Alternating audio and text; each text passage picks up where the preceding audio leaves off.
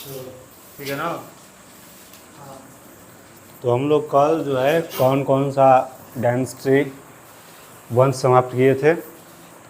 First हमारा था बृहद्रथ वंश, जिसके संस्थापक थे बृहद्रथ। बृहद्रथ ना पढ़ा होगा जो है, बृहद्रथ संस्थापक थे। और उनके पुत्र होते हैं कौन? पेज पलाटो लोग घर आ जाते ना, तुम मत आवा जा क्या के तेरा बता झूठो के नोटंगे चलाता है जा। सबसे पहला वंश जो है बृहद्रथ वंश आता है। बृहद्रथ संस्थापक थे, लेकिन ऐतिहासिक रूप से इसका साक्ष्य नहीं मिलता है। ये जो था धार्मिक तौर पर इसका साक्ष्य मिलता है। चुप।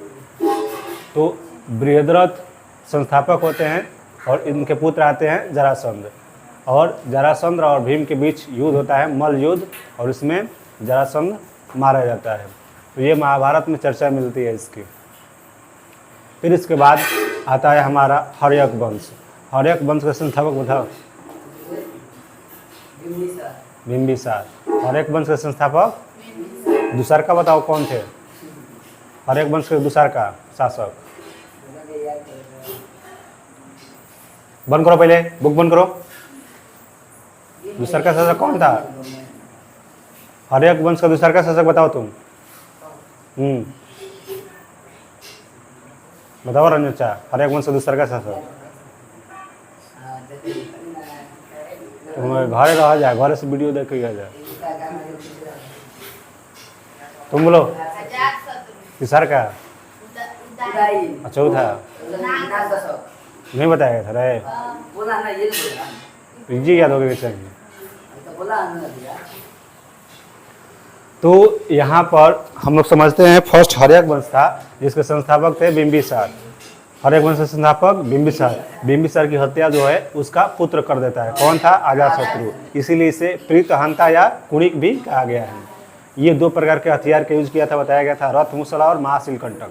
फिर इसके बाद अजातशत्रु की हत्या कौन कर देता है? उसका पुत्र उदयन। और बताया जाता है कि पाटलिपुत्र या पाटली ग्राम की स्थापना कौन किया था? उदयन।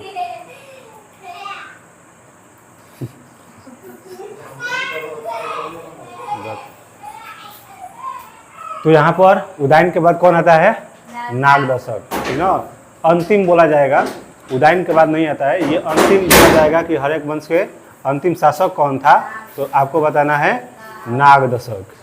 फिर आइए, फिर दूर जाइए, फिर पीटी आके देखिए सब हम जानते हैं। हर्यक वंश का अंतिम शासक पूछा जाएगा तो क्या हो जाएगा? नागदशक। अब बोल, नागदशक अंतिम शासक था, इसकी हत्या कौन करता है?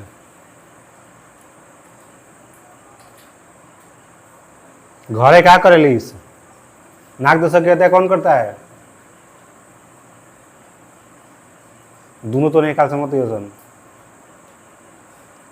टीवी देखा होता, टीवी चलाता है। तुम बोलो नागवंश। लास्ट में नाग, शुरू में क्या बात? बकरी। नागदशक की हत्या कौन करता है? और यहाँ से किस वंश की? शिशुनाग वंश। भून फाड़ दे, नंद वंश अभी आ गई। शिशुनाग वंश की स्थापना होती है।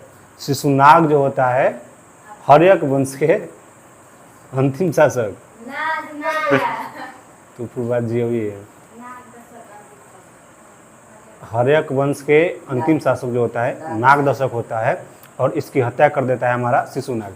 शिशुनाग वंश की हत्या, शिशुनाग वंश यहाँ से स्थापना हो जाती है। और शिशुनाग वंश का पहला शासक होता है शिशुनाग। फिर उसके बाद दूसरा का कौन आता है? कालाशोक। दूसरा का कौन आता है? कालाशोक। और कालाशोक की हत्या कौन कर देता है? नंद वंश के कौन? महापद्म नंद।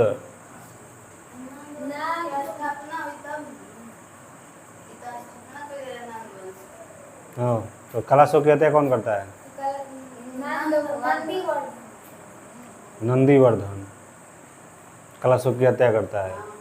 और नंदीवर्धन के बाद, नंदीवर्धन काला स्टार्टिंग में पहले, शुरू से देखो, पहले शिशुनाग स्थापना करता है, शिशुनाग वंश की, मारता है किसको? नागदशक को। शिशुनाग के बाद कौन आता है? कालाशोक। कालाशोक के बाद आता है नंदीवर्धन। नंदीवर्धन की हत्या कौन करता है? नंदीवर्धन की कोई हत्या नहीं करता है। इसके बाद पैरेलल एक और वंश स्टार्ट हो जाता है, महापद्म नंद जो होता है, नंद वंश की संस्थापना करता है। महापद्म नंद के बाद इसमें 2 राजाओं के सिर्फ बारे में पढ़ना है। इसमें कुछ राजा थे, लेकिन इसमें सिर्फ इम्पोर्टेंट जो है हिस्ट्री के दृष्टि से अगर क्वेश्चन बनता है तो इन्हीं 2 राजाओं से बनता है। तो महापद्म नंद के बाद आता है हमारा घनानंद। घनानंद जो था काफ़ी आयास टाइप का राजा था, बताया गया था। अब इसी के समय यूनान का कौन सा जो एक शासक था अटैक कर रहा था भारत पर? कौन सा?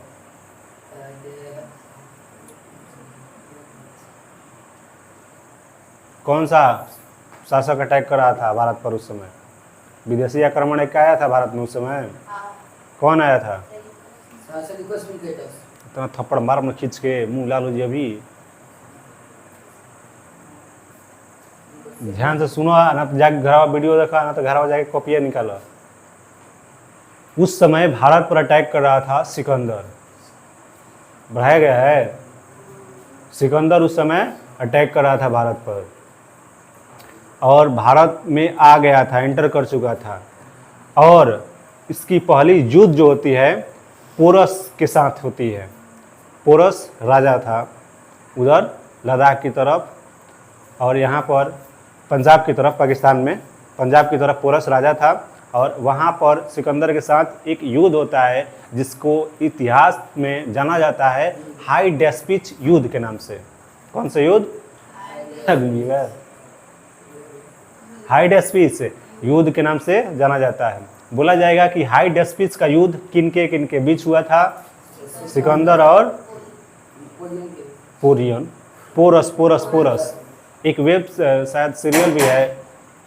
आज में तो मुंह टूट देता है यार, कर्मन टंकी।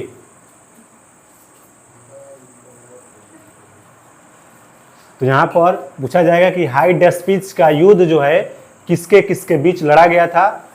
सिकंदर और पोरस के बीच।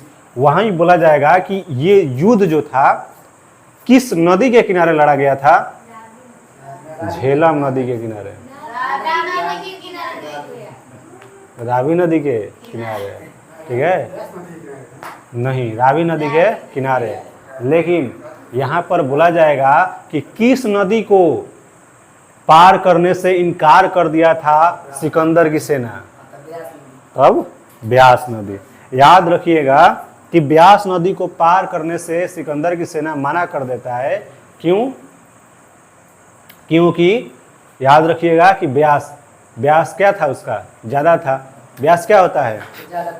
ब्यास क्या वाला रे बकलोल? ब्यास क्या होता है? नदी के नाम ब्यास है। ब्यास मतलब होता है क्या? मैथ में ब्यास क्या होता है? या ब्यास क्या होता है बताओ तो। जोन गनवा का वाला सॉन्ग करके ब्यास कहल जाला ना, जोन गनवा का वाला सॉन्ग ब्यास ना कहल जाला। क्या होता है मैथ में ब्यास? तुम बताओ, तुम बोलो लड़की।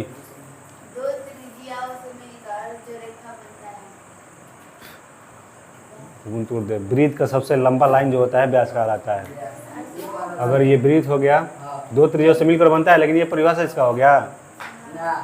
ठीक है, तो ये ब्यास होता है। और ब्यास मतलब ये चौड़ाई। इसका ब्यास ज़्यादा है कि इसका ब्यास ज़्यादा है? किसका ब्यास ज़्यादा है इसमें? ए या बी? किसका? ए का ब्यास ज़्यादा है। तो याद रखिएगा कि सिकंदर की जो सेना थी ब्यास नदी को पार करने से क्या कर देती है? इनकार कर देती है। ठीक ना? क्यों? क्योंकि इसका ब्यास क्या था? ब्यास मतलब इसकी चौड़ाई क्या थी? ज़्यादा। याद करने के लिए सब बताया गया। ठीक ना? तो ब्यास नदी को पार करने से सिकंदर की सेना जो होती है इनकार कर देती है, और वो यहीं से जो है सिकंदर लौट जाता है। सिकंदर के बारे में कल नहीं पढ़ाया गया था, आज पढ़ेंगे हम लोग। ठीक ना? यहीं से इसकी जो सेना होती है लौट जाती है, और लौटने के क्रम में ही सिकंदर की मौत हो जाती है। ठीक है, लेकिन इसका एक सेनापति यहीं पर था, बताया गया था कि कौन सा इसका सेनापति यहीं पर था, सेल्यूकस निकेटर। और सेल्यूकस निकेटर जो होता है चंद्रगुप्त मौर्य के साथ एक युद्ध लड़ता है, जिसमें किसकी हार होती है, सेल्यूकस निकेटर की। बताया जाता है कि सेल्यूकस निकेटर यहाँ पर नहीं था, कहीं गया था, और यहाँ पर चाणक्य जो होते हैं रणनीति बनाते हैं कि किसी तरीक़े से जो सेल्यूकस निकेटर की सेना है, अभी सेल्यूकस निकेटर नहीं है, तो उसकी सेना पर अटैक करके किसी तरीक़े से हम लोग अपने कब्जे में कर लेते हैं, क्योंकि घनानंद को हराना था उस समय। ठीक है, और उस समय जो चंद्रगुप्त मौर्य था इसके पास कुछ नहीं था, तो चाणक्य रणनीति बनाते हैं और अटैक करवाते हैं किस पर, सेल्यूकस निकेटर की सेना पर, और सेल्यूकस निकेटर पर अटैक करवा के उसकी जितनी भी सेना थी ये अपने पक्ष में कर लेते हैं, और फिर अटैक किस पर कराया जाता है, घनानंद पर। ठीक ना, और घनानंद की क्या की जाती है, यहाँ पर हत्या की जाती है। और घनानंद के बाद हमारा किस वंश का शासन हो जाता है, मौर्य वंश का। मौर्य वंश का प्रथम शासक जो होता है हमारा चंद्रगुप्त मौर्य हो जाता है। चंद्रगुप्त गद्दी पर कब बैठा था, 544 ईस्वी में ये गद्दी पर बैठता है। ठीक है, तो ये हमारा चंद्रगुप्त मौर्य। चंद्रगुप्त मौर्य जो होता है, बताया जाता है कि इसके समय में कौन आया था, सेल्यूकस निकेटर किसको भेजा था, सेल्यूकस निकेटर किसको भेजा था, मेगास्थनीज। उसने कौन सा बुक लिखा है, इंडिका। ये आता है चंद्रगुप्त मौर्य के दरबार में। बताया गया था कि कैसे याद रखना है, तो याद रखिएगा चंद्र बिंदु, बताइए रहे ना, कैसे याद रखना है, चंद्र बिंदु। चंद्र से चंद्रगुप्त मौर्य हो जाएगा, बिंदु से क्या हो जाएगा हमारा, बिंदुसार, और फिर इसके बाद आता है हमारा अशोक। अशोक के दरबार में एक और आया था, कौन आया था अशोक के दरबार में, बिंदुसार के दरबार में कौन आया था, बिंदुसार के दरबार में कोई आया था, कौन आया था, सीरिया से एक आया था, लात बाजे लगी अभी, डाइमेकस। नहीं बताया गया था कि हमारी बिंदुओं से मिलकर ही एक वृत्त का निर्माण होता है, और वृत्त में क्या है, एक व्यास। तो याद रखिएगा कि व्यास को इंग्लिश में हम लोग बोलते हैं डाईमीटर, रे गधा, डाईमीटर। और यहाँ पर डाईमीटर, तो याद रखिएगा डाईमेकस आया था किसके दरबार में, बिंदुसार के दरबार में। देखिए कोई भी चीज़ दिमाग में डायरेक्ट बोलने पर नहीं आती है, लेकिन उसको उल्टा और एक कहानी रच दिया जाए तो बहुत जल्दी चला जाता है, और उसके पीछे एक कहानी भी याद रहती है। जैसे कोई भी मूवी देखते हैं आप लोग, एको को पार्ट याद हो जाएगी, ऐसे हीरो करी, फिर एक हीरोइन कैसे लगा के बाद, फिर ऐसे गुंडा मरा लसन, एको को सीन याद हो जाएगा, लेकिन डायरेक्ट कोई पढ़ के सुना देगा तो नहीं याद होगा जल्दी बोल के। तो यहाँ पर किसी भी चीज़ को याद करने के लिए पीछे उसके पीछे एक कहानी गढ़ी है। ठीक है, तो यहाँ पर चंद्रगुप्त मौर्य के दरबार में आता था, कौन आया था, मेगास्थनीज। इंडिका बुक लिखता है, और इसमें किस राज्य के बारे में वर्णन करता है, मध्य प्रदेश के बारे में वर्णन करता है कि मध्य प्रदेश का राज्य जो था काफ़ी सुखी और समृद्धि था। फिर इंडिका बुक में ये भी चर्चा करता है कि उस समय राजा बाहर जब जाते थे, यानी चंद्रगुप्त मौर्य जब बाहर जाते थे तो क्या क्या था, कुछ सेनापति थे, सेनापति कुछ घोड़ों पर, कुछ हाथियों पर, और कुछ सेनापति जो थे क्या करते थे, पेड़ लेकर चलते थे, और उस पेड़ पर क्या होता था, तोता होता था। और प्रशिक्षित तोता कौन होता था, प्रशिक्षित तोता मतलब शिक्षित किया गया, और उनके चारों तरफ जो जैसे ड्रोन चलता है अभी, तो चारों तरफ जो था तोते चलते थे। ठीक ना, तो ये इंडिका बुक में लिखा है कौन, मेगास्थनीज। ठीक है, फिर चंद्रगुप्त मौर्य जो होता है यहाँ पर खत्म होती है इसकी कहानी। और चंद्रगुप्त मौर्य जो होता है सेल्यूकस निकेटर को कितनी हाथी उपहार में दिया था, 500 हाथी जो होता है सेल्यूकस निकेटर को उपहार में दे देता है। फिर चंद्रगुप्त मौर्य के बाद कौन आता है, चंद्रबिंदु। याद रखिएगा चंद्रबिंदु होता है ना, चंद्रबिंदु। तो चंद्रगुप्त मौर्य के बाद आता है हमारा बिंदुसार। ठीक ना, अब बिंदुसार जो होता है ये क्या करता है, बिंदुसार क्या करता है, बिंदुसार जो होता है ये भी अपना साम्राज्य विस्तार करता है। और यहाँ पर बिंदुसार जो होता है इसके बेटा कौन होता है, अशोक। तो बिंदुसार अभी नहीं पढ़ाया गया ना, बिंदुसार भी पढ़ाई नहीं हुआ, चंद्रगुप्त मौर्य तक हुआ है। तो यहाँ पर चंद्रगुप्त मौर्य तक आप देख लिए। कुछ क्वेश्चन है इसमें, बताइए आप लोग कि बताया जाएगा कि वैशाली पाटलिपुत्र से हटाकर अपनी वैशाली राजधानी कौन बनाया था? कौन बनाया था? शिशुनाग। और वहीं बोला जाएगा कि अजातशत्रु के संस्थापक जो थे कौन थे? हर्यक वंश के संस्थापक कौन थे? बिंबिसार। बिंबिसार बिंदुसार कंफ्यूज नहीं होना है। बिंबिसार स्टार्टिंग में, बिंदुसार है नहीं, मौर्य साम्राज्य में आ जाएगा। तो यहाँ पर देखिए कि बिंबिसार जो होता है अपनी राजधानी कहाँ बनाता है? बिंबिसार जो होता है अपना राजधानी राजगृह, जिसको राजगीर भी बोलते हैं, राजगृह स्टार्टिंग में करता है ये सभी। उदयन आता है तब से पाटलिपुत्र के बारे में चर्चा की गई है। ये बिंबिसार के बाद जो अजातशत्रु आता है वह भी अपना राजधानी कहाँ बनाया था? राजगीर, राजगृह, ठीक ना। और बिंबिसार जो था किस धर्म का मानता था? बिंबिसार बौद्ध धर्म। और ये जो था इसके दरबार में एक राजवैद्य थे। कौन राजवैद्य थे? जीवक। और राजा प्रद्योत को भेजा था ठीक करने के लिए। वह किस देश के राजा थे? किस जनपद के राजा थे वो? राजा प्रद्योत।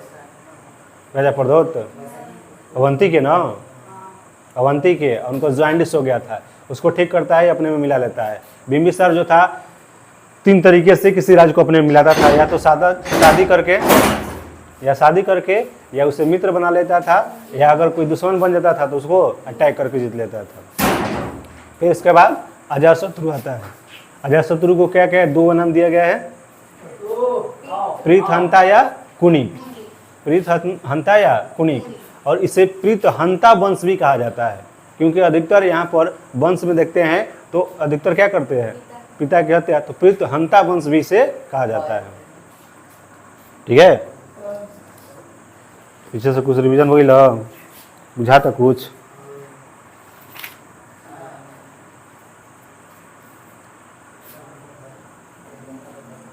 बिंबिसार जो है अपना वैवाहिक संबंध स्थापित किया था कहाँ से? तो कौशल नरेश प्रसेनजीत की बहन थी कौन?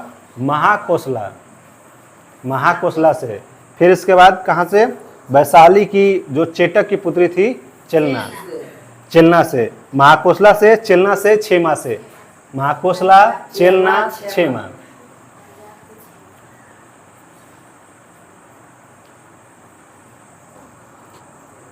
ठीक है। आधुनिक पंजाब की जो राजकुमारी थी क्षेमा कहा जाता है। बताइए कि अजातशत्रु का एक मंत्री था, बहुत अच्छा मंत्री, बताया गया था कल उसके बारे में कहानी। क्या था उसका नाम? वर्षाकार। क्या नाम था उसका? वर्षाकार उसका नाम था। और उसी की सहायता से अजातशत्रु जो होता है किसको जीतता है? वैशाली को, ठीक ना। वैशाली को उसी के कारण क्या करता है? जीत जाता है। अब देखिए यहाँ पर वैशाली में आवाज बहुत, वैशाली में 2 राजा, बहुत सारे राजा जो थे वैशाली की तरफ से लड़ते हैं। क्या बुला बात है? चलो आगे देखें। यहाँ पर वर्षाकर के कारण ही क्या करते हैं, ये किसको जीतता है? वैशाली को जीतता है, ठीक ना। जो उदयन जो था किसकी स्थापना करता है? पाटलिपुत्र की। ये जैन धर्म के दोनों थे अनुयायी, अजातशत्रु और उदयन। अब यहाँ पर थोड़ा सा हम कल छोड़ दिए थे सिकंदर के बारे में, उसके बारे में थोड़ा सा देख लीजिए, क्योंकि इन्हीं के समय सिकंदर भी आता है। बताया गया था ना, घनानंद के समय अटैक करता है भारत पर, और वह भारत में जो था लगभग 19 महीने तक था, ठीक ना। लेकिन जब इसका नहीं हो पाया, और बताया जाता है कि इसमें चाणक्य जो थे इम्पोर्टेंट भाग निभाए थे, नहीं तो हमारा इतिहास कुछ और ही होता। चाणक्य जो था किसी तरीके से उस सिकंदर को भगाने में मदद करता है। यहाँ पर देखिए, यहाँ पर सिकंदर के बारे में तो थोड़ा जानिए। तो सिकंदर का जन्म जो होता है 356 ईसा पूर्व में होता है। कहाँ पर? 356 ईसा पूर्व में होता है। और इसका जन्म होता है कहाँ पर? तो मकदूनिया।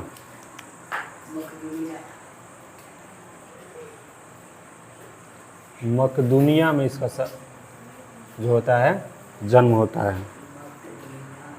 जिसको अगर हम लोग मैप पे जानने की कोशिश करें कि मकदूनिया कहाँ है, तो यूरोप कॉन्टिनेंट जानते होंगे कि एक एशिया है, यूरोप है, अफ्रीका, उत्तरी अमेरिका, दक्षिणी अमेरिका, फिर अंटार्कटिका, ऑस्ट्रेलिया, ये सभी कॉन्टिनेंट हैं। तो हम लोग यूरोप कॉन्टिनेंट में अगर आप जाते हैं तो देखते हैं कि यूरोप कॉन्टिनेंट में सर्बिया, कोसोवा, मैसिडोनिया, तो उस तरफ उस पांचों को ग्रीस था, इस सर्बिया, कोसोवा, मैसिडोनिया, ग्रीस, इस सब के तरफ देखेंगे आप लोग तो एक मैसिडोनिया है, तो याद रखिएगा वहीं पर था ये, इन्हीं कुल जो देश थे कुछ कुछ पार्ट मिलाकर मकदूनिया था उस समय, तो यहीं पर है मकदूनिया, और इसी का शासक था फिलिप, और फिलिप का बेटा था सिकंदर।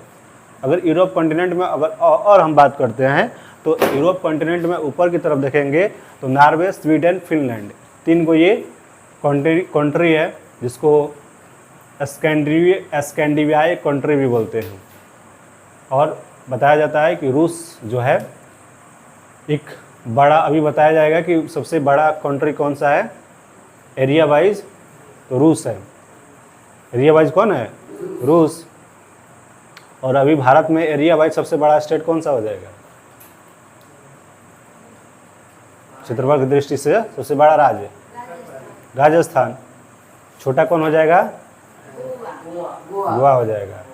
जनसंख्या की दृष्टि से बोला जाता है सबसे कम हो जाएगा, सबसे कम जनसंख्या किस राज्य में? सिक्किम। वहीं बोला जाएगा सबसे बड़ा तो हो जाएगा उत्तर प्रदेश।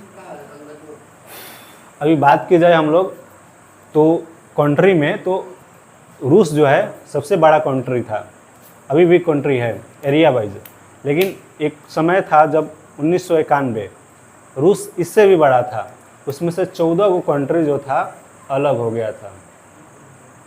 कौन कौन अलग हो गया था? तो याद रखिएगा कि यूरोप कॉन्टिनेंट देखेंगे तो जस्ट हम यूरोप कॉन्टिनेंट के ईस्ट में देखेंगे, तब हमारा आता है एस्टोनिया, लाटविया, लिथुआनिया, फिर इसके बाद आता है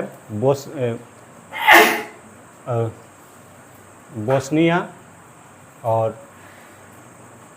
ऐसे कुछ आता है। फिर हमारा सेंट्रल एशिया से किया जाता है कुछ, हमारे Kazakhstan, Kyrgyzstan, Tajikistan, Uzbekistan, Turkmenistan, फिर हमारा जॉर्जिया, आर्मेनिया, अजरबैजान। 14 को कंट्री जो होता है अलग हो जाता है 1991 में।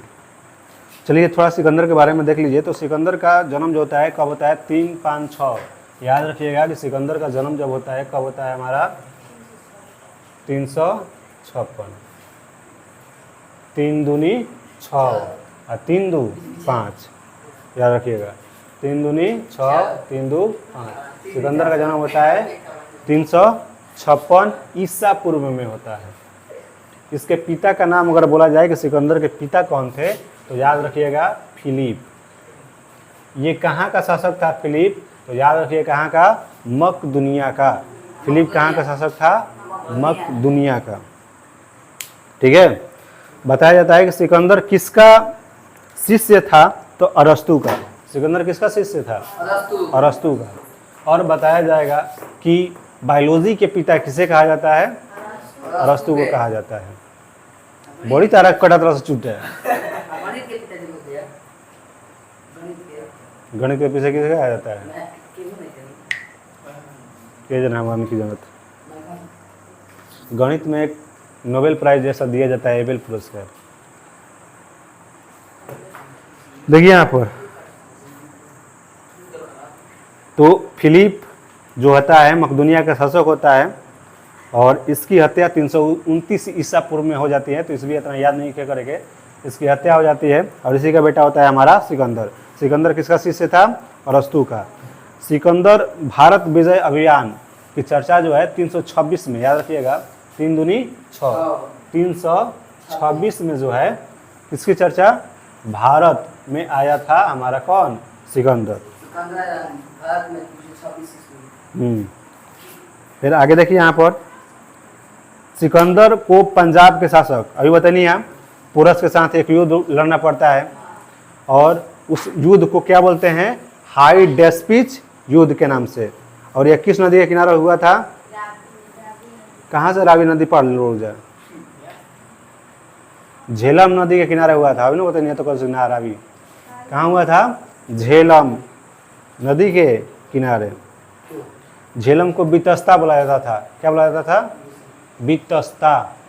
अरे एक ही जगह सब बा। सिंधु, सिंधु के बाद यहाँ पर झेलम, चिनाब, रावी, सतलज, ब्यास, सब सही है। वहीं अगर बात की जाए सिंधु की, सिंधु रिवर जो होती है तिब्बत से निकलती है, अभी तिब्बत तो ख़त्म हो गया, तो वहाँ से निकलती है और एंटर करती है दमचौक से,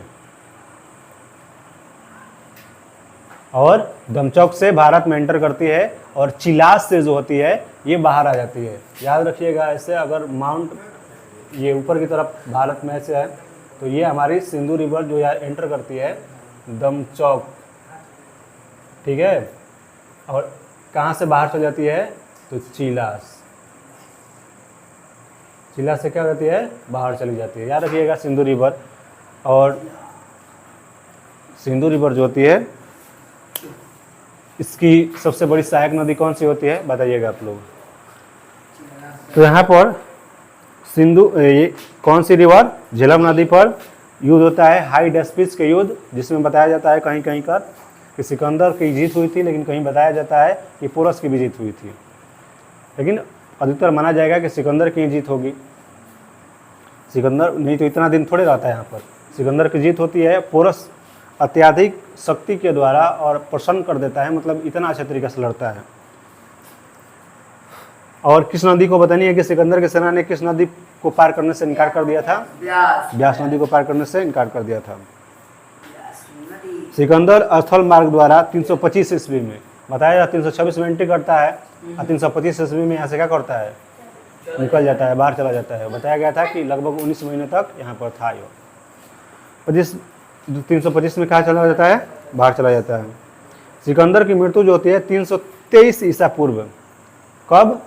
323, 323 में कहाँ हो जाती है? बेबीलोन में। बेबीलोन कहाँ हो जाती है? बेबीलोन। ये बेबीलोन कहाँ है? तो याद रखिएगा, अभी का जो ये बेबीलोन है, अभी का बेबीलोन जो है वह हो गया हमारा इराक में। कहाँ हो गया है? इराक। इराक की कैपिटल की बात की जाएगी तो याद रखिएगा बगदाद। इराक की कैपिटल क्या हो जाएगी? बगदाद। अभी का बेबीलोन कहाँ है? इराक, ठीक है। तो याद रखिएगा कि बेबीलोन में इसकी क्या हो जाती है? मृत्यु हो जाती है।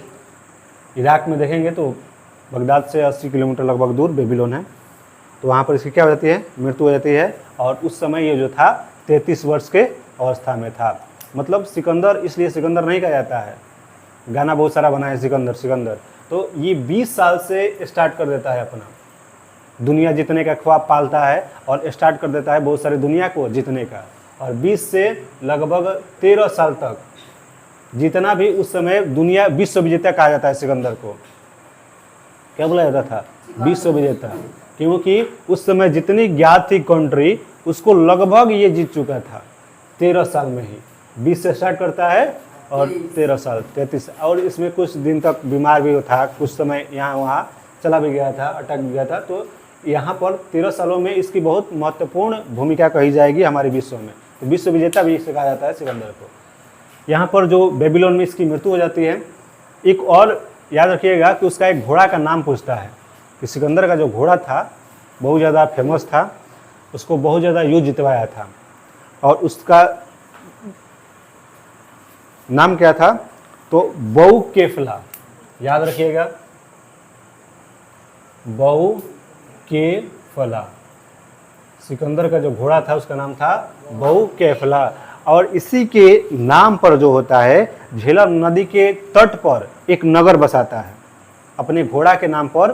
बहु फेकला या बहु केफला कहीं देता है। इसी के नाम पर झेलम नदी पर जहाँ पर युद्ध हुआ था वहीं पर क्या करता है? एक नगर बसाता है। यानी इससे हमें ज्ञात होता है कि उस समय किसकी जीत हो गई थी? सिकंदर की, ठीक है। तो बहु केफला नाम का नगर बसाता है।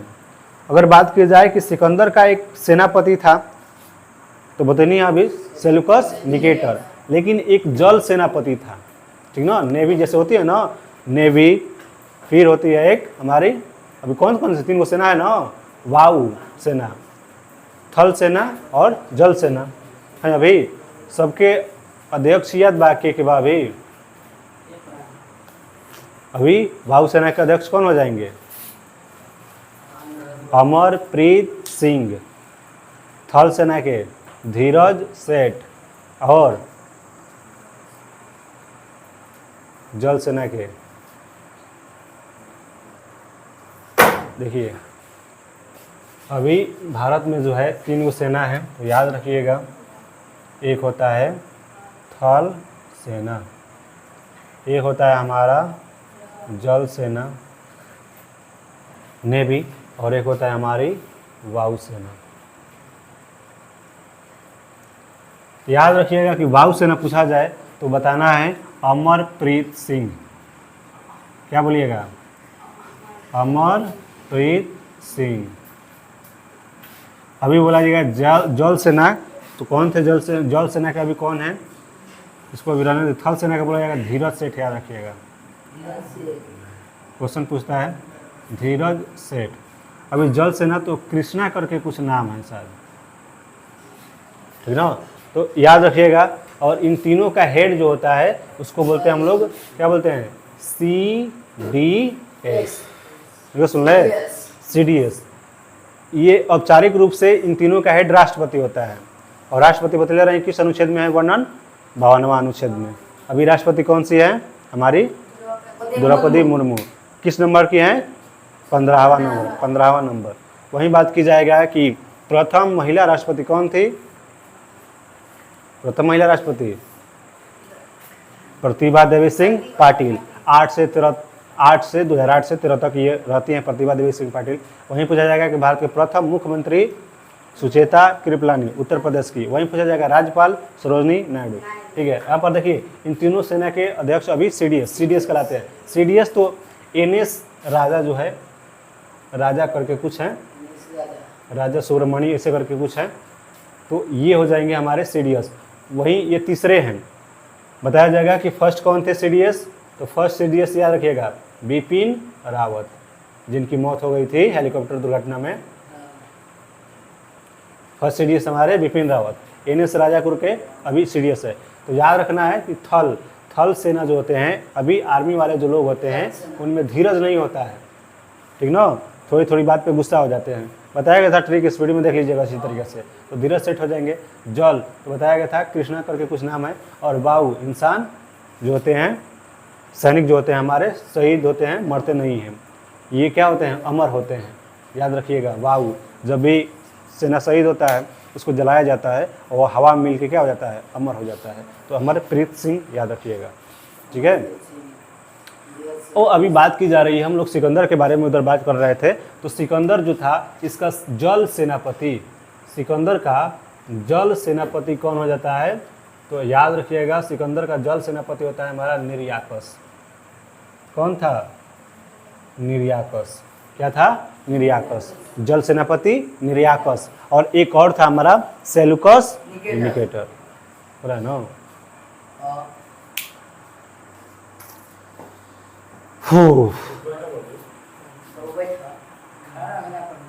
तो ये था हमारा सिकंदर के बारे में। पिता याद रखिएगा फिलिप, पिता का नाम फिलिप, इसका नाम सिकंदर, इसका गुरु का नाम अरस्तु। फिर इसके बाद कहाँ पर युद्ध होता है? झेलम नदी के किनारे। किस नदी को पार करने से इनकार कर देता है? व्यास नदी को पार करने से इनकार कर देता है इसकी सेना। फिर इसके बाद जल सेनापति कौन था? निर्याकस। एक और सेनापति था इसका सेलुकस निकेटर।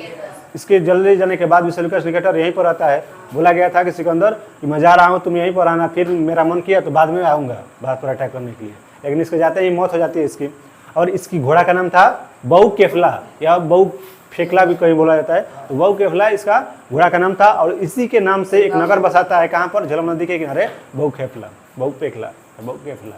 ठीक है, इतनी सारी चीज़ें याद हो रही है। तो हमारा सिकंदर भी क्या हो गया? खत्म हो गया। अब हम लोग चलते हैं किस पर? बिंदुसार पर। चंद्रगुप्त मौर्य हमारा कल समाप्त हो गया था। अब चलिए बिंदुसार के पास चलते हैं।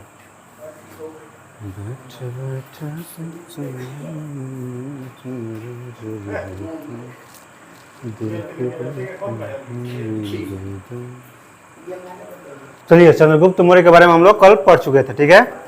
कर्नेलियस से शादी करता है तो कितना? पाकिस्तान, अफगानिस्तान सबका लेता है, दहेज में ले लेता है। काबुल, कंधार, हेरात और मकरान। याद रखिएगा, काबुल, कंधार, मकरान, हेरात, ठीक ना, दहेज में लेता है। जैन धर्म की शिक्षा गुरु भद्रबाहु से लेता है, ठीक है। श्रवण बेलगोला में बताया गया था कि किस विधि द्वारा इनकी मृत्यु हो जाती है चंद्रगुप्त मौर्य की, संलेखना विधि द्वारा। यह हमारा है मौर्य साम्राज्य। इसमें फर्स्ट जो होते हैं चंद्रगुप्त मौर्य होते हैं।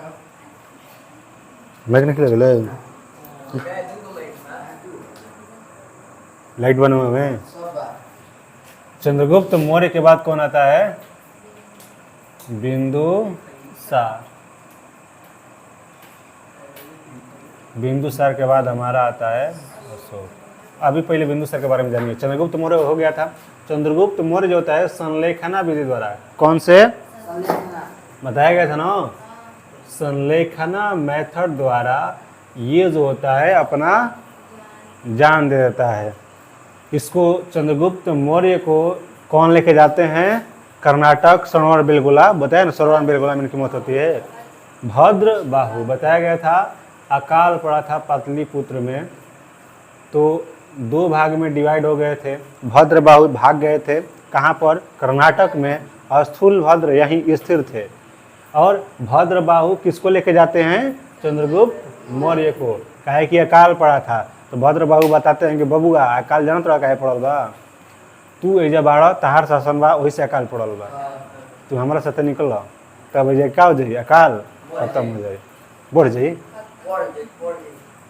पड़ जाए अकाल, पड़ले रहे, अकाल क्या हो जाएगा, खत्म हो जाएगा। तो भद्रबाहु किनको साथ में अपने लेके जाते हैं, चंद्रगुप्त मौर्य को। और चंद्रगुप्त मौर्य के ले जाके कहाँ जाते हैं, श्रवण बेलगोला, ठीक है। वहाँ पर संलेखना विधि द्वारा चंद्रगुप्त मौर्य जो होते हैं क्या हो जाते हैं, अपना जान जो होते हैं दे देते हैं। फिर इसके बाद आते हैं कौन, हमारी जैन धर्म। इसमें और कोई क्वेश्चन पूछेगा कि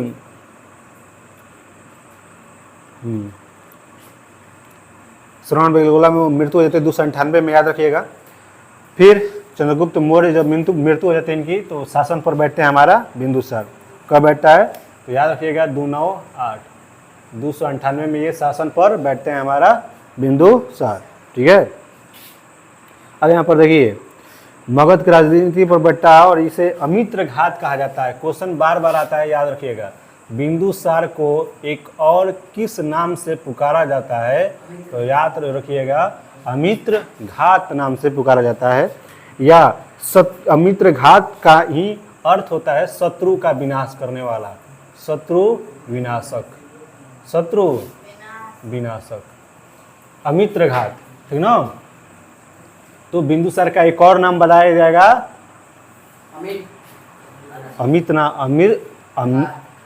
अमित्र घात, ठीक ना। क्वेश्चन बार बार पूछा है कि मौर्य वंश के किस शासक को अमित्र घात कहा जाता है, किस शासक को प्रीतहंता कहा जाता है, या कुणिक, अजातशत्रु। भारत का नेपोलियन किसे कहा जाता है, समुद्रगुप्त। जब गुप्त साम्राज्य पढ़वा तो हमें पढ़वा, ठीक है। तो इससे बिंदुसार को क्या बोला गया है, अमित्र घात भी बोला गया है। या इसको वारिसार कहा गया है। सार सार ज्यादा वर्ड होता है ना, वारिसार, क्या बोला गया इसको, वारिसार। वारिसार कहाँ के आ गया है, तो वायु पुराण में। बिंदुसार को वायु पुराण में क्या बोला गया है, वारिसार। वायु पुराण, पुराण पढ़ले बड़ा ना, 18 को पुराण होता है, मत्स्य पुराण सबसे पुराण होता है। तो वायु पुराण में वारिसार कहा गया है बिंदुसार को।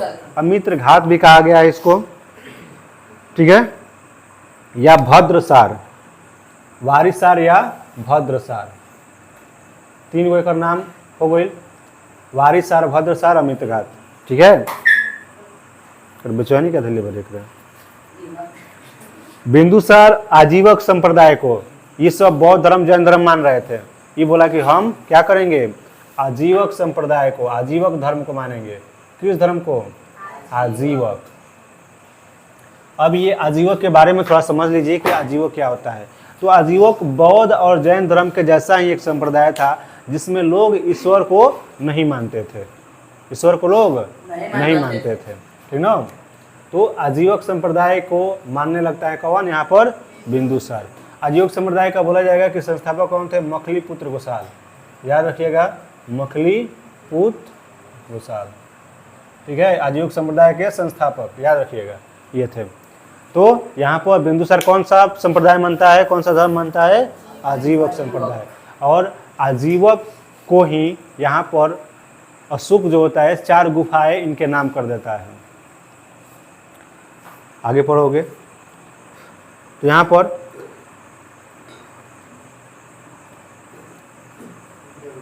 स्ट्रेबो के अनुसार सीरियन नरेश एंटियोकस ने बिंदुसार को दरबार में डाइमेकस, बताइए अभी कि बिंदुसार के दरबार में कौन आया था, डाइमेकस, स्टार्टिंग बताओ ना।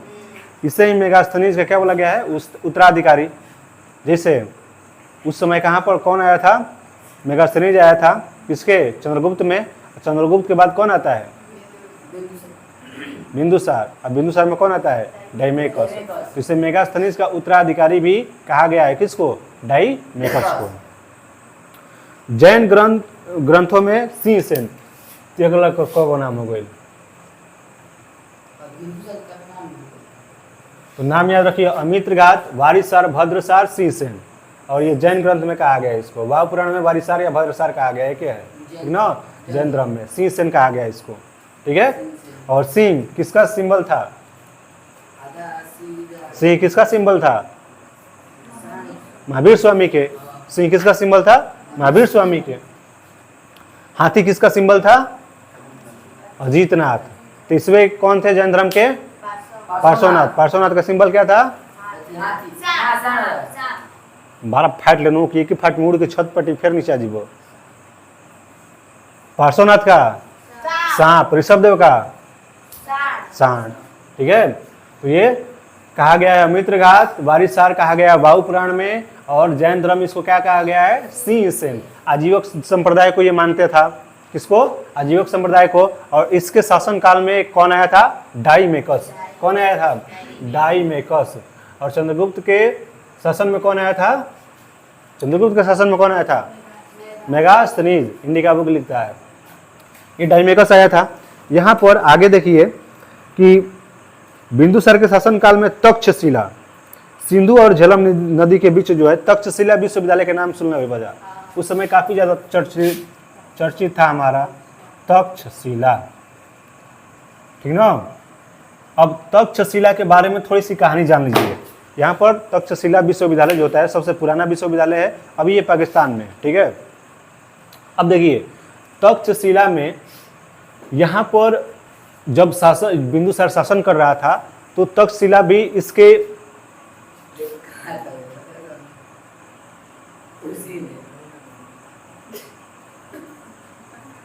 रोए का मन करता है।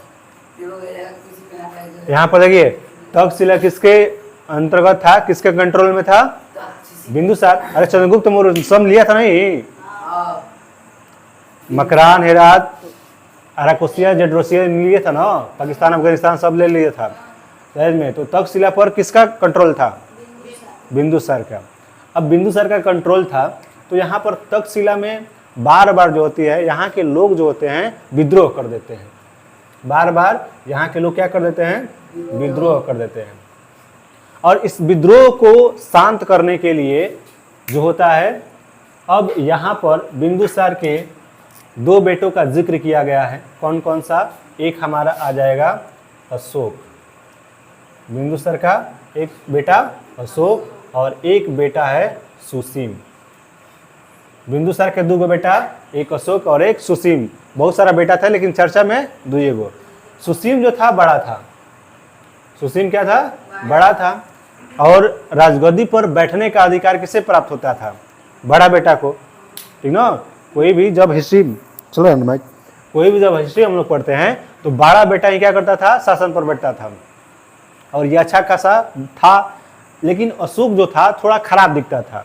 बताया गया है कि इतना फेस वोस अच्छा नहीं था इसका, ठीक ना।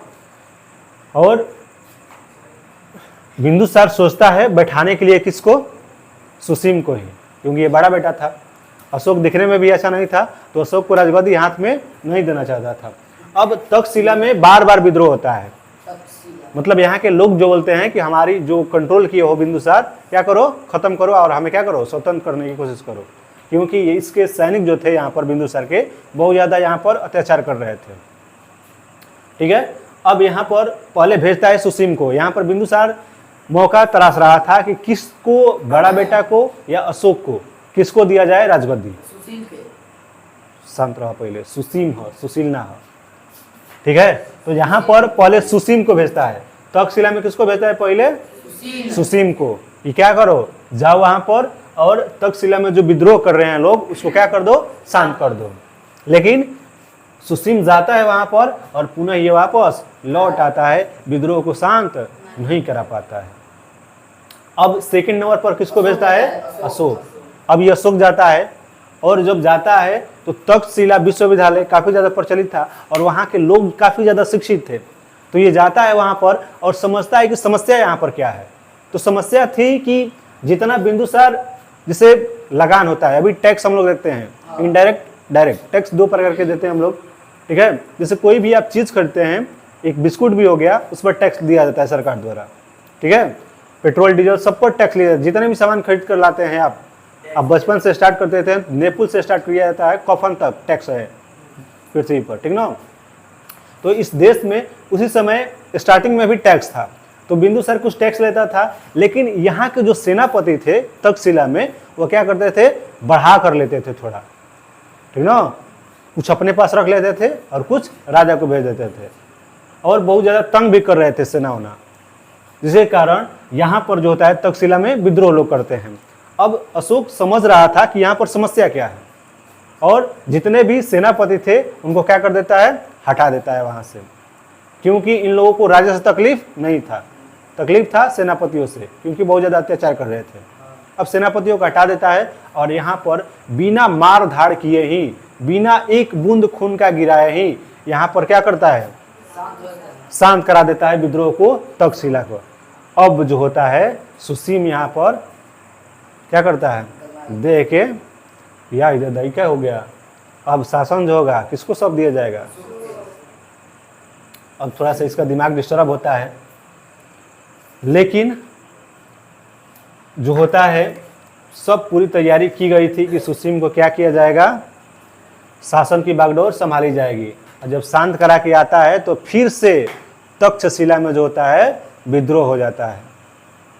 अशोक शांत करा के आ गया था, फिर विद्रोह होता है। अब सुसीम जो होता है बोलता है कि चलिए मैं दिखाता हूँ कि कैसे विद्रोह शांत किया जाता है।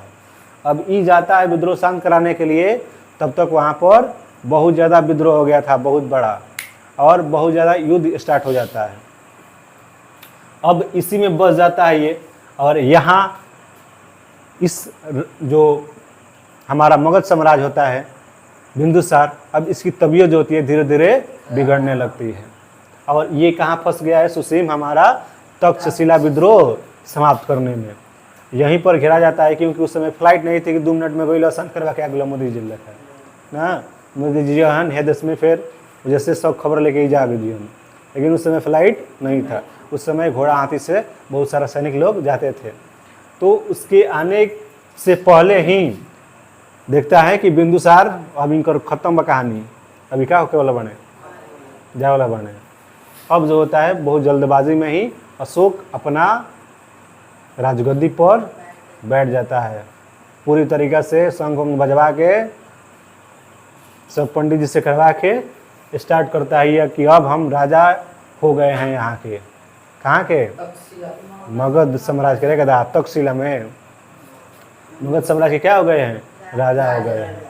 अब सुसीम को उधर सुनाई देता है, तो ये दौड़ते हुए आने की कोशिश करता है यहाँ पर। तब तक बताया जाता है, कहानी के तौर पर ऐसे बताया जाता है कहीं कहीं पर, याद रखिएगा इस तरीके से। तो सुसीम आता है वहाँ से जब तक्षशिला से, तो रास्ते में जो होता है एक गड्ढा खुदवा देता है, ठीक है, और इसी के अंदर कोयला डाल देता है, आग लगा देता है, ऊपर से ढक देता है किसी चीज़ से, और आता है और इसी में सुसीम जो होता है गिर जाता है, या कहीं कहीं बताया गया है कि महल के आगे ही धसोड़ देता है। ठीक है, तो ये कहानियाँ हैं, कुछ याद रखिएगा इस तरीके से। इस तरीके से दिमाग में जल्दी चला जाएगा, याद हो जाएगा। तो सुसीम की किसी तरीके से यहाँ पर जब वहाँ से आता है तो इसी में गिर जाता है और जल कर इसकी क्या हो जाती है, मौत हो जाती है। तो अब शासन किसके हाथों में आ जाता है, अशोक के हाथों में शासन हमारा आ जाता है। तो समझ लो चंद्रगुप्त मौर्य के बाद बिंदुसार के बारे में इतना जान लो कि अमित्रघात, वारिसार, भद्रसार या सिंहसेन जैन धर्म में कहा जाता है इसको। फिर 298 में ये गद्दी पर बैठा था। इसके शासन में कौन आया था, डायमेकस आया था। ये किस धर्म को अपनाया था, आजीवक धर्म को। आजीवक धर्म मखलीपुत्र घोषाल, मखलीपुत्र घोषाल के संस्थापक थे ये। यहाँ पर तक्षशिला से इंपॉर्टेंट है, तो तक्षशिला में बार बार विद्रोह हो रहा था। पहले गया था सुसीम, नहीं शांत करवा पाया, फिर जाता है अशोक, शांत करवा देता है समझा बुझा के। फिर सुसीम जाता है, लेकिन विद्रोह बहुत ज़्यादा बढ़ जाता है। अब बहुत ज़्यादा बढ़ जाता है तो इधर बिंदुसार का तबियत भी क्या होने लगता है, खराब होने लगता है। फिर इधर अशोक आता है और अपनी स्वयं राजगद्दी पर बैठने के लिए जितना भी पूजा जैसा करना होता है सब कर लेता है। और ये अशोक जो होता है हमारी गद्दी संभाल लेता है। और यहाँ पर सुसीम जो होता है इनकी हत्या जो होता है करवा देता है गड्ढा खोद के। अगोइल बिंदुसार समझ में। अब किसके पास हम लोग चलेंगे, अशोक के पास। चलिए मिठाओ।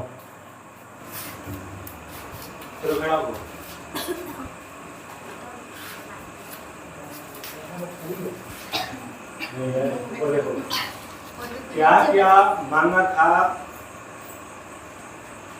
सीरिया के जो राजा था उससे, क्या क्या बिंदुसार ने मांगा था?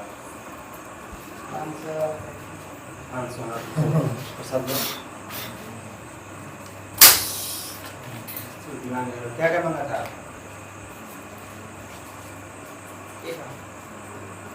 सीरिया नरेश से क्या क्या मांगा था ये?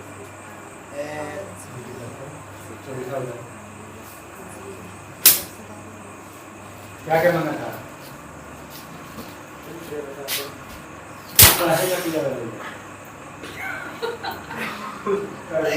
क्या करेगा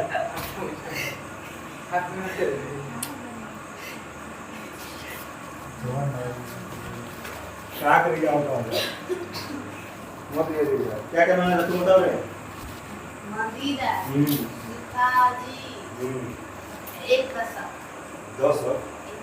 दार्शनिक, फिलोसोफर जिसको बोलते हैं, मतलब किसी चीज को समझाने वाला जो तरीका से दार्शनिक, अपनी नजर से देखने वाला किसी चीज को।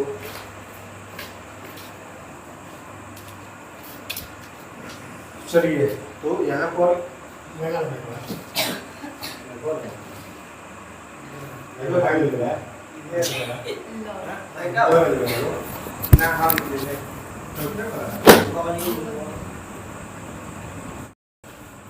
चलिए तो याद रखिएगा कि जो सीरिया का राजा थे एंटियोकस, उससे क्या क्या मांगा था ये? मदिरा मांगा था, सूखा अंजीर मांगा था,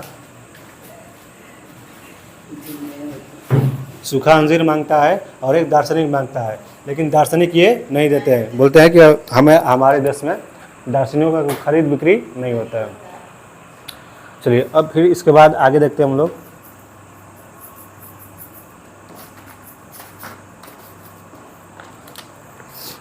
चलिए आगे देखिए यहाँ पर तो अशोक के बारे में 269 एक बार एग्जाम में आया था, याद रखिएगा कि अशोक जो होता है गद्दी पर कब बैठता है? 2669। याद रखिएगा कि गांधी जी के जन्म 1869 में हुआ था ना पोरबंदर में, तो याद रखिएगा 69 और 2, ठीक है। और बिल्कुल गांधी जी जैसा था ये अशोक। स्टार्टिंग में तो बहुत ज़्यादा हत्या करता है। और एक बताया जाता है कि एक लेख में कि अशोक जो था गद्दी पर बैठने से पहले, है ना कनेक्ट, अपने 99 भाइयों की हत्या करवा देता है। 99 को भाई बताया जाता है कि राजा जो थे पहले वो शादी नहीं करते थे, बहुत ज़्यादा शादी करते थे, और जिससे बहुत ज़्यादा इनका संतान था। तो बताया जाता है एक लेख के अनुसार, कहीं कहीं पर इसको मिथ्या ही कहा जाता है, झूठ कहा जाता है, कि 99 को अपने भाई को क्या करता है, हत्या करके अशोक जो होता है गद्दी पर बैठा है। लेकिन एक को तो साक्ष्य दिखाई देता है, कौन? सुसीम की हत्या। तो ये राजगद्दी पर बैठता है कब? 269 में गद्दी पर बैठता है। ईसापुर में ही होगा, सब ईसापुर में चल रहा है अभी,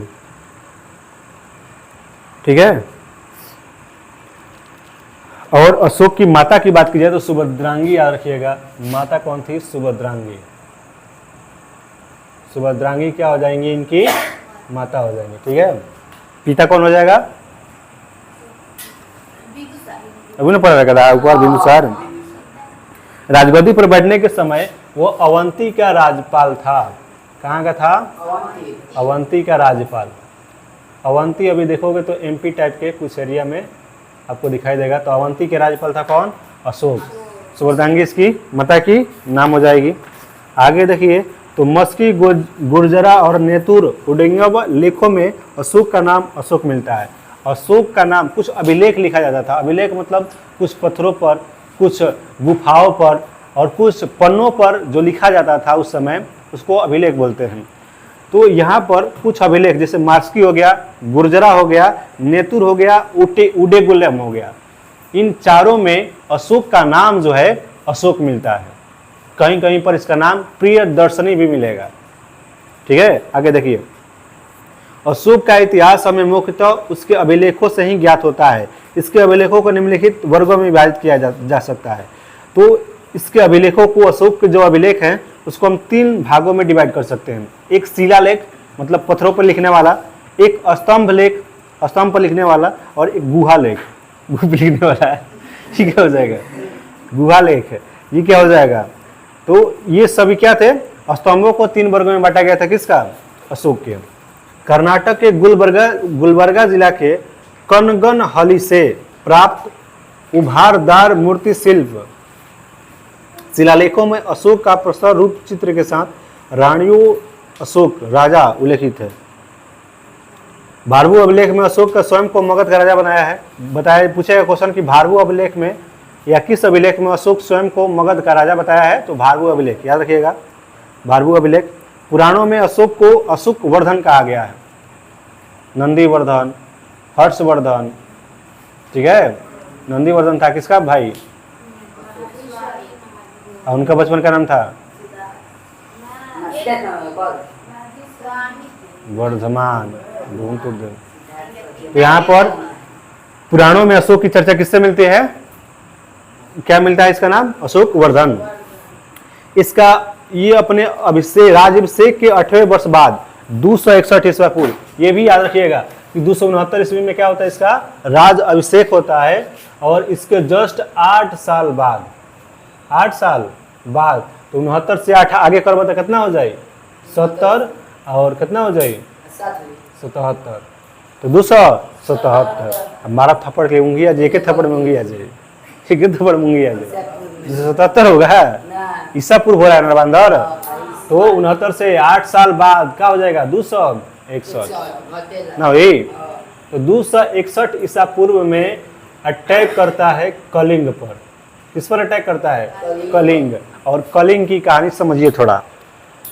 कलिंग जो है आधुनिक उड़ीसा देखिएगा, और आंध्र प्रदेश, उड़ीसा ही मानिए, ठीक ना।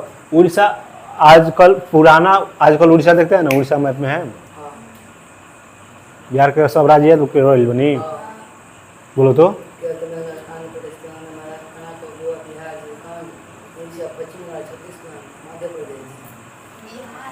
बिहार छोड़ दे। चलिए यहाँ पर देखिए, तो उड़ीसा आधुनिक जो है उस समय क्या बोला जाता था? कलिंग। और इस पर अटैक करता है हमारा अशोक 261 ईसा पूर्व में। समझिए, यहाँ पर कलिंग पर अटैक बताया जाता है कहीं कहीं पर कि अशोक जो था कलिंग में देखा था कि ये कहानियाँ है, ठीक ना, कि एक सुंदर रानी थी, उसके लिए अटैक किया था कलिंग पर, कहीं कहीं बताया जाता है। लेकिन अधिकतर ऐतिहासिक साक्ष्य मिलता है ये कि उड़ीसा जो है बिल्कुल आप देखेंगे समुद्र से टच किया हुआ है ना। तो समुद्र से टच किया हुआ है कौन? हमारा उड़ीसा। और यहाँ से नौका द्वारा, नाव द्वारा व्यापार अधिकतर होता है, क्योंकि अब कुछ समय पहले देखा गया था यहाँ पर उड़ीसा में भुवनेश्वर के कुछ एक गाँव है, वहाँ पर देखा गया था कि एक कंकाल खोजा गया था, और उस कंकाल से और भी कुछ चीज़ें मिला था। कौन कौन से? तो इसमें श्रीलंका, फिर श्रीलंका के बाद अगर उधर देखते हैं, श्रीलंका के बाद थाईलैंड, इन सब एरिया में कुछ वहाँ के तांबा और कुछ मिट्टी के बर्तन मिले थे। जिससे ज्ञात होता था कि यहाँ पर व्यापार जो था उड़ीसा में समुद्री रास्ते से काफ़ी ज़्यादा हो रहा था। और अशोक उस समय अभी राज कर रहा था पाकिस्तान, अफगानिस्तान, इस टाइप वाले एरिया में। पाकिस्तान तक था ना उधर, मगध साम्राज्य कहाँ तक था, उधर पाकिस्तान अफगानिस्तान फैला हुआ था। नीचे बात करते हैं हम लोग तो महाराष्ट्र के पास आ जाता है, कर्नाटक के ऊपर चला जाता है, ठीक ना। इधर आगे चला जाता है हमारा बिहार, पश्चिम बंगाल तक, और इधर जो होता है उड़ीसा अभी बाकी था। तो बोलता है कि समुद्री अगर व्यापार करना है, याद रखिएगा कि अशोक के साथ जैसे चंद्रगुप्त मौर्य के साथ एक था कौन, हमारा चाणक्य, जिसको कौटिल्य या विष्णुगुप्त बोलते हैं। चाणक्य थे ना, बिल्कुल इसी तरह अशोक के समय चाणक्य नहीं था। अशोक के समय एक राधा गुप्त नाम के बिल्कुल उन्हीं के जैसा तेज तरार इंसान था। कौन, राधा गुप्त। और इन्हीं के द्वारा ये दिमाग देते हैं और इन्हीं के द्वारा सुसीम की हत्या की जाती है और ये बैठते हैं शासन पर। तो ये ज़्यादा दिमाग देने का काम करते थे कौन, राधा गुप्त। अब यहाँ पर देखिए राधा गुप्त जो होता है ये दिमाग देते हैं कि किसी तरीके से आपको क्या करना होगा, कलिंग पर विजय प्राप्त करना होगा, यानी उड़ीसा पर, जिससे आप क्या कर सकते हैं, व्यापार कर सकते हैं अच्छी तरीके से, ठीक है।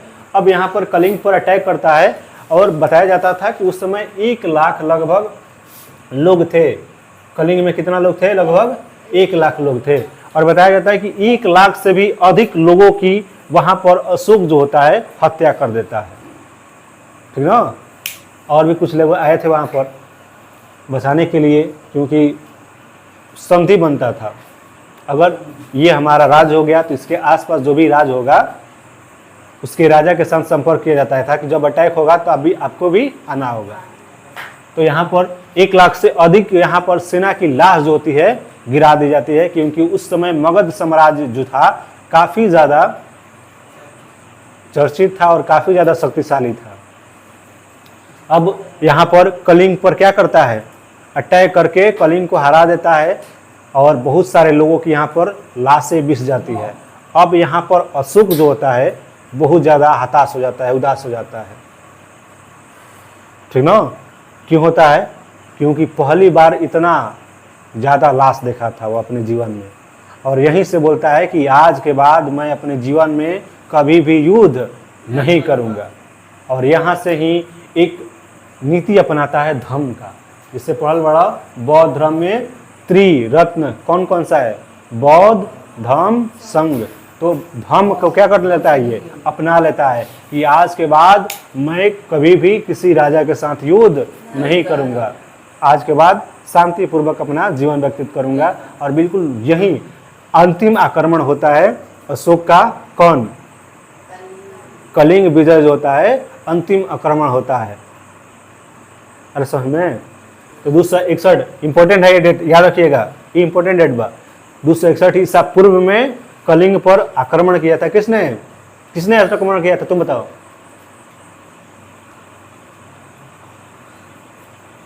दिमाग नासा वाला मांगा तो हम खोज करे के जाके देवे के बताएगा इनमें कौन कौन वायर टूटल बा, रिपेयरिंग करिए सन, वेल्डिंग रखले बड़ा सन बड़का। चलिए आगे देखिए, यहाँ पर धम्म नीति को अपना लेता है ये, और यहाँ से युद्ध जो होता है छोड़ देता है अशोक। कौन छोड़ देता है, कौन युद्ध छोड़ देता है वहां से, हाथ में अशोक तो क्या कहा था कि छोड़ लेगा। तो याद रखिए कलिंग की उस समय राजधानी थी तोसली। कलिंग की राजधानी कहाँ थी, तोसली। याद रखिएगा सभी जनपद जो था उस सब की राजधानी अच्छी तरीके से याद रख लीजिएगा, ठीक है।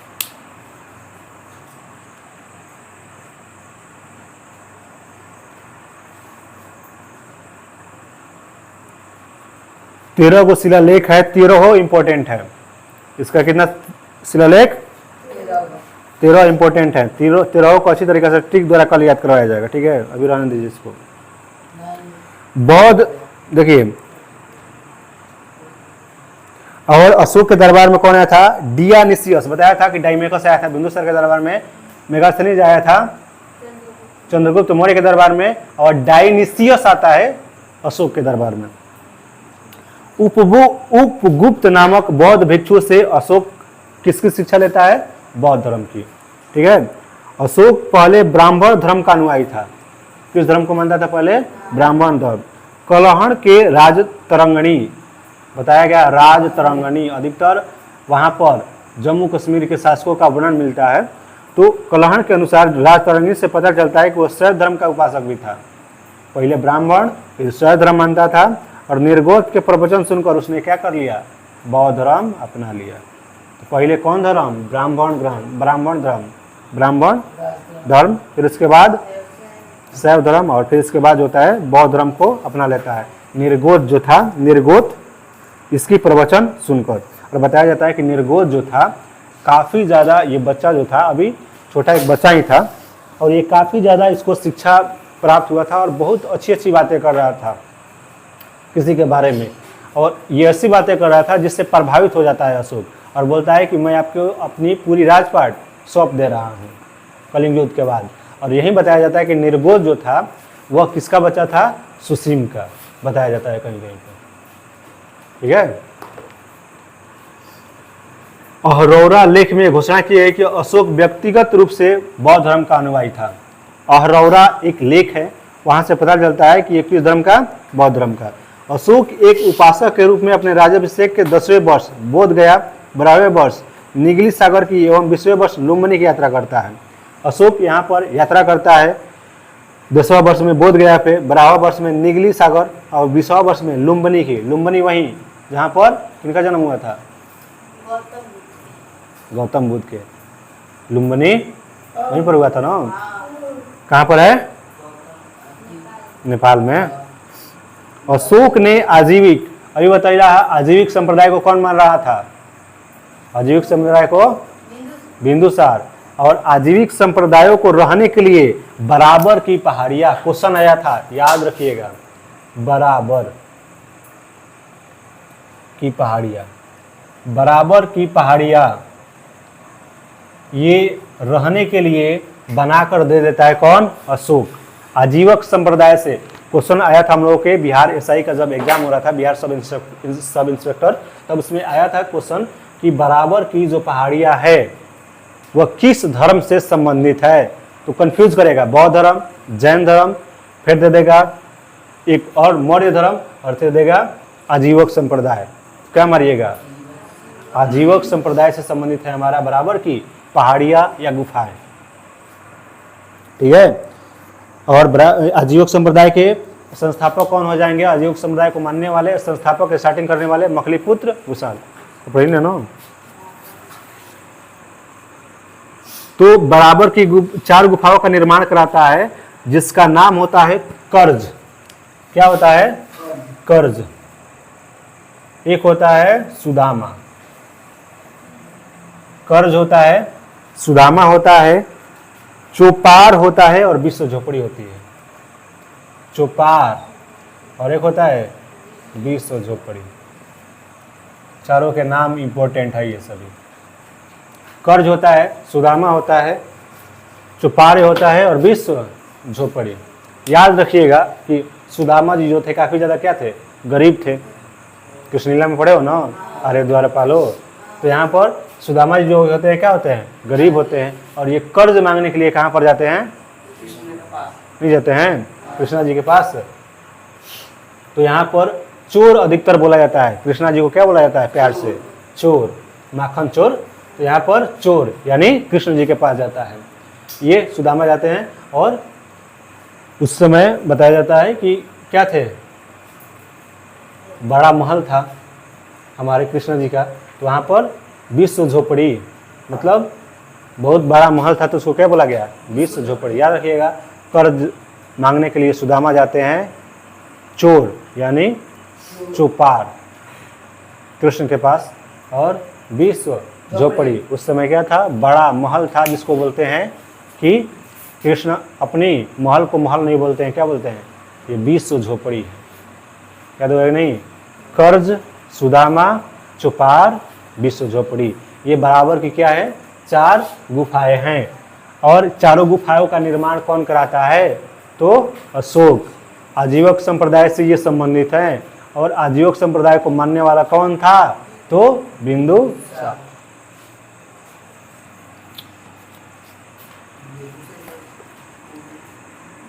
चलिए आगे देखिए।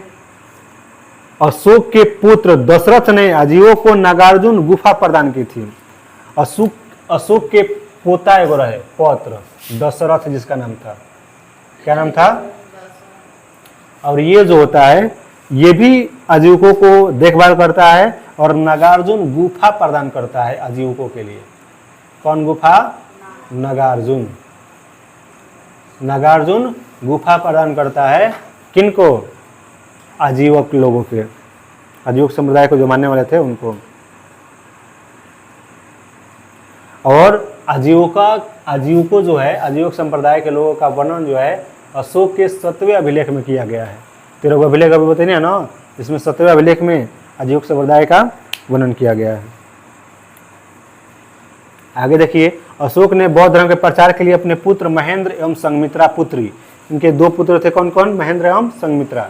बहुत सारा पुत्र होगा लेकिन 2 का चर्चा इसमें किया गया है। कौन सा? संघमित्रा और महेंद्र।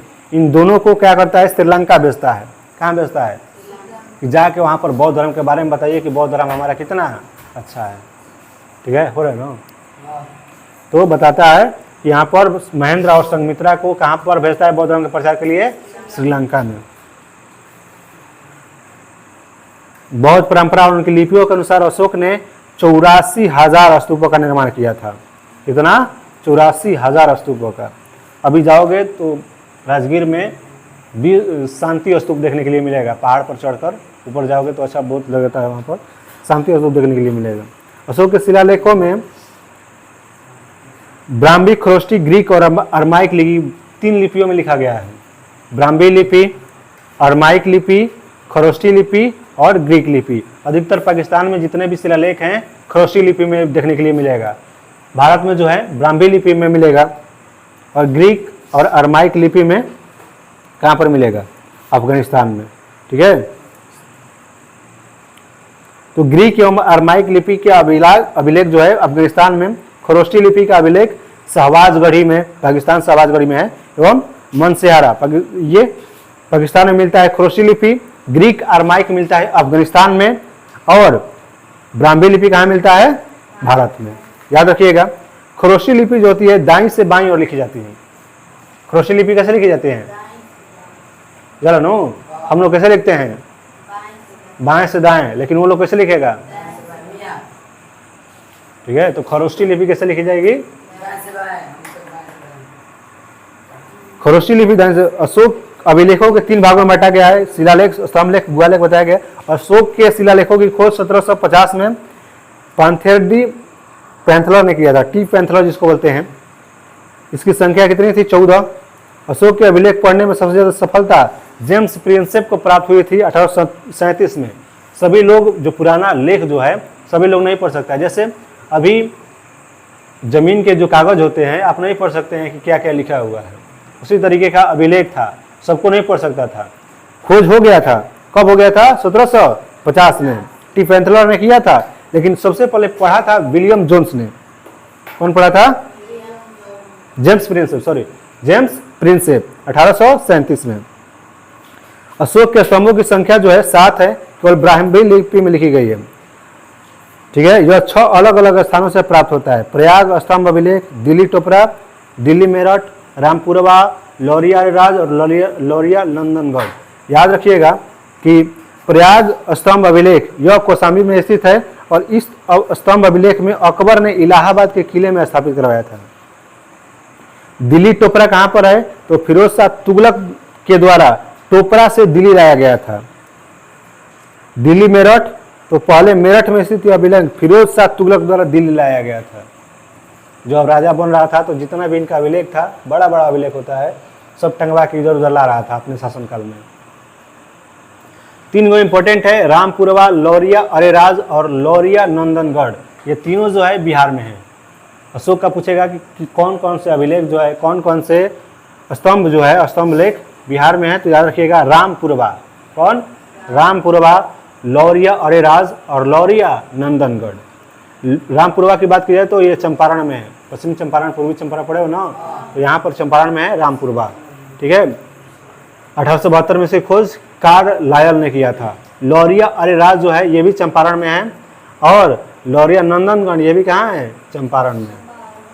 इस स्तंभ जो है लौरिया नंदनगढ़, लौरिया नंदनगढ़, इस पर किसका चित्र बना हुआ है? मोर का। कौशाम्बी अभिलेख को रानी का अभिलेख कहा जाता है। कौशाम्बी अभिलेख को क्या बोला जाता है? रानी का अभिलेख। अशोक का 7वां अभिलेख जो सबसे लंबा अभिलेख है, अशोक का जो 7वां अभिलेख है क्या है? सबसे लंबा अभिलेख है। अशोक का सबसे छोटा बताया जाता है कि रूमी देई वाला अभिलेख है, और इसी में लुम्बिनी में धम्म यात्रा के दौरान अशोक द्वारा भू राजस्व की दर 1/8 भाग कर दिया गया था, मतलब बिल्कुल मिनिमम कर दिया गया था, 1/8 भाग। लुम्बिनी ग्राम का धार्मिक कर बलि जो है माफ कर देता है, कर जो होता है बलि इसको बोला जाता है, धार्मिक कर।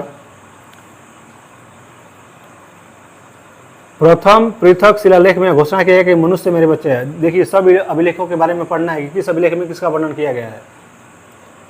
अशोक का सार एक कुना कंदहार अभिलेख ग्रीक एवं अरमाइक भाषाओं में प्राप्त हुआ है। साम्राज्य में मुख्यमंत्री एवं पुरोहित की नियुक्ति के पूर्व इनके चरित्र को काफी जांचा परखा जाता था, जिसे उपधा परीक्षण कहा जाता था। जो इनके साम्राज्य में मुख्यमंत्री होता था, पुरोहित होता था, उसको अच्छी तरीके से जांच किया जाता था, इसको बोलते थे उपधा परीक्षण। सम्राट की सहायता के लिए एक मंत्री परिषद होती थी, जिसमें सदस्यों की संख्या 12, 16 या 20 होती थी। मंत्री परिषद जैसे अभी कैबिनेट मंत्री है, उसी तरीके से क्या होता था, सब राज्य में एक मंत्री परिषद, तो मंत्री परिषद में 12, 16 या 20 मंत्रियों की संख्या होती थी, और इसी के सलाह विचार करके कोई फैसला लिया जाता था। अर्थशास्त्र में शीर्षस्थ अधिकारी की बात की जाए तो तीर्थ का उल्लेख मिलता है, जिसे महामात्र भी कहा जाता है, और इसकी संख्या 18 थी। अर्थशास्त्र जो कौन लिखे हैं? चाणक्य कौटिल्य, लेकिन ये जो बुक है अर्थशास्त्र अभी भारत में नहीं है, इसको नष्ट कर दिया गया है, जो मूल रूप से अर्थशास्त्र लिखे थे। तो अर्थशास्त्र के शीर्षस्थ अधिकारी के रूप में तीर्थ का उल्लेख मिलता है, जिसे महामात्र कहा जाता है, और इसकी संख्या कितनी थी? 18। अर्थशास्त्र में चर जासूस को कहा गया है। चर, चर मतलब जासूस को क्या बोला गया है? चर। अभी जासूस होते हैं ना, कोई ए पर से वो पर सूचना दे वाला, उसको बोला जाता था चर अर्थशास्त्र में। अशोक के समय मौर्य साम्राज्य के प्रांतों की संख्या कितनी थी? 5। कितनी थी? 5। और प्रांतों को चक्र कहा जाता था। क्या बोला जाता था? चक्र। प्रांतों को, प्रांतों के प्रशासक को कुमार या आर्यपुत्र या राष्ट्रीय कहा जाता था। प्रांतों का विभाजन विषय में किया गया था, जो विषयपति के अधीन होते थे। प्रशासन की सबसे छोटी इकाई ग्राम थी। अशोक के समय प्रशासन की सबसे छोटी इकाई क्या होती थी? ग्राम, जिसका प्रधान जो था, जिसका मुखिया जो था ग्रामिक कहलाता था। ग्राम के मुखिया ग्रामिक। प्रशासकों में सबसे छोटा जो था गोप, 10 ग्रामों को, सबसे प्रशासक की बात की जाए तो सबसे छोटा होता था गोप, ये 10 गांवों को अकेले संभालता था गोप। मेगास्थनीज के अनुसार नगर के प्रशासन 30 सदस्यों का एक मंडल था, 6 समितियों में विभाजित था, प्रत्येक समिति में 5 सदस्य होते थे। बिक्री कर के रूप में मूल्य का 10वां भाग वसूला जाता था, इसे बचाने वाले को मृत्यु दंड दिया जाता था। बिक्री कर के रूप में मूल्य का 10वां भाग क्या किया जाता था? वसूला जाता था, और इसे बचाने वाले को मृत्यु दंड दिया जाता था। मेगास्थनीज के अनुसार एग्रोनोमाई मार्ग निर्माण अधिकारी था, मतलब मार्ग निर्माण अधिकारी, सड़क बनाने वाला एग्रोनोमाई कहलाता था। जस्टिन के अनुसार चंद्रगुप्त मौर्य की सेना में लगभग 50,000 अश्वरोही, क्या थे? 50,000 अश्वरोही, अश्व मतलब घुड़सवार, घोड़ा वाला, 9,000 हाथी, 8,000 रथ। ठीक है, जस्टिन क्या बताता है कि जो अशोक था उसमें 50,000 तो जो था घोड़ा से चलता था, घोड़ा तलवार लेके, और 9,000 क्या था? हाथी, और 8,000 रथ। जस्टिन नामक यूनानी लेखक के अनुसार चंद्रगुप्त ने अपनी 6 लाख की फौज से सारे भारत को रौंद दिया था। जस्टिन बताता है कि अशोक क्या किया था? 6 लाख इसके पास सेना थी। कितना? 6 लाख, और 6 लाख से पूरा भारत को क्या कर दिया था? रौंद दिया था। रौंद दिया था मतलब पूरा भारत पर कब्जा जो था किसका हो गया था, अशोक का। यह बात सही भी हो सकती है और नहीं भी, ठीक है, बोल रहा है कि यह बात सही भी हो सकती है और नहीं भी, लेकिन यह सही है कि चंद्रगुप्त ने पश्चिमोत्तर भारत को सेल्यूकस की गुलामी से मुक्त किया था। जस्टिन ने चंद्रगुप्त की सेना को लुटेरों का सेना कहा था। अब यहाँ पर देखिए इसका दिमाग, जस्टिन ठीक ना, विदेशी साहित्यकार है, और किसको बोला था, चंद्रगुप्त मौर्य की जो सेना, ये अशोक की जो सेना थे उसको बोला था लुटेरों की सेना। जहाँ भी जाते थे क्या करते थे, लूटपाट करते थे। युद्ध क्षेत्र में सेना का नेतृत्व करने वाला नायक कहलाता था। युद्ध में जो नेतृत्व करता क्या कहलाता था, नायक। सैन्य विभाग का सबसे बड़ा अधिकारी सेनापति तो होता था, और प्लिनी नामक लेखक के अनुसार चंद्रगुप्त की सेना में 6 लाख पैदल सिपाही, 30,000 घुड़सवार और 9,000 हाथी। तो जस्टिन जो है अलग बता रहा है 50,000 अश्वरोही, 9,000 हाथी और 8,000 रथ। वहीं प्लिनी क्या बता रहा है कि 6 लाख क्या थे, पैदल सिपाही, 30,000 घुड़सवार और 9,000 क्या थे, हाथी। सब अलग अलग बताया, ये सब याद नहीं करना है कि कितना हाथी रहे कितना घोड़ा रहे, ठीक है, ज़्यादा ज्ञानी नहीं बने के। मेगास्थनीज के अनुसार मौर्य सेना का रख रखाव 5 सदस्यीय समितियां करती थी। मौर्य साम्राज्य में गुप्तचर विभाग महामत्स्य सर्प नामक अमात्य के अधीन था। अर्थशास्त्र में गुप्तचर को गूढ़ पुरुष कहा जाता था। जो गुप्तचर होते थे, अधिकतर गुप्तचर में पता लगाते थे कि कैसे इस राजा को हराया जाएगा, ठीक ना। और गुप्तचर बहुत ज्यादा काम करते थे उस समय, अभी भी गुप्तचर होते हैं, जिससे हमारा आईबी हो गया, इंटेलिजेंस ब्यूरो, सीबीआई हो गया, ठीक है, पता लगाता है किस तरीके से किस देश को कैसे हराना है। तो गूढ़ पुरुष, अर्थशास्त्र में गुप्तचर को क्या बोला गया था, गूढ़ पुरुष। तथा एक ही स्थान पर रहकर कार्य करने वाले गुप्तचर को संस्था कहा जाता था, और जो एक स्थान पर रहकर कार्य करते थे उसको संस्था कहा जाता था। एक स्थान से दूसरे स्थान तक भ्रमण करके कार्य करने वाले गुप्तचर को संचार कहा जाता था। जो एक स्थान पर बैठे थे संस्था कहा जाता था, एक स्थान से दूसरे स्थान में जाते थे उनको संचार कहा जाता था। और अशोक के समय जनपदीप न्यायालय के न्यायाधीश को राजुक कहा जाता था। जो न्यायाधीश उसको क्या बोला गया, राजुक। सरकारी भूमि को सीता भूमि कहा जाता था, सरकारी भूमि को सीता भूमि। सब अशोक के बारे में चल रहा है। बिना वर्षा के अच्छी खेती होने वाली भूमि को आदेव मातृक कहा जाता था। बिना अगर वर्षा हुई, कम वर्षा में भी अच्छी फसल हो गई तो क्या बोला गया था, उस भूमि को आदेव मातृक। और सरकारी भूमि सीता भूमि। मौर्य काल में द्रोण अनाज के माप के लिए प्रयोग होता था। द्रोण अनाज के माप के लिए किसका यूज किया जाता था, नाप, जैसे अभी वजन केजी चलता है ना, उसमें क्या था, द्रोण। मेगास्थनीज ने भारतीय समाज को 7 वर्गों में बांटा था। मेगास्थनीज अपनी बुक में इंडिका जो था कितने भागों में बांटता है समाज को, ये दार्शनिक हो जाएगा, किसान हो जाएगा, अहीर हो जाएगा, कारीगर, सैनिक, निरीक्षक एवं सभासद, ठीक है, क्या हुई अहीर। तो ये समाज को बांटा था, ठीक ना।